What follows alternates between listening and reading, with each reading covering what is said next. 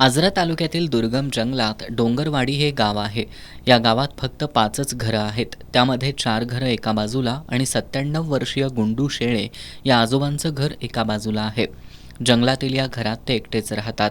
सभोवताली दाट जंगल, घरात वीज नाही, सोबतीला फक्त 4 जनावरं आणि तेलाचा छोटासा मिणमिणता दिवा, हेच त्यांचं आयुष्य.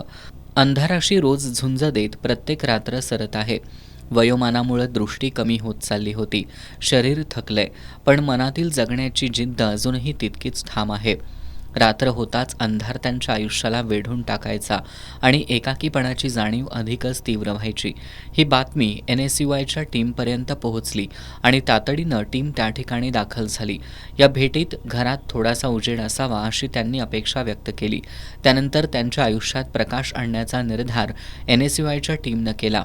त्यांच्या घरी जाऊन छोटेखानी सोलर पॅनल आणि 4 विजेचे दिवे त्यांनी बसवून दिले. स्विच ऑन होताच घरभर पसरलेला प्रकाश आणि त्या प्रकाशात आजोबांच्या डोळ्यात दाटलेले आनंदाश्रू सारं काही सांगून गेलं. कधी कधी मदत मोठी असण्याची गरज नसते. योग्य वेळी दिलेला छोटासा आधारही एखाद्याचं संपूर्ण आयुष्य उजळतो. गुंडू आजोबांच्या घरात आलेला फक्त विजेचा प्रकाश नव्हता, तर माणुसकीचा, आपुलकीचा आणि समाजानं साथ दिल्याचा उजेड होता. या उपक्रमाला आमदार सतेज पाटील, माजी आमदार ऋतुराज पाटील यांचं मार्गदर्शन लाभलं.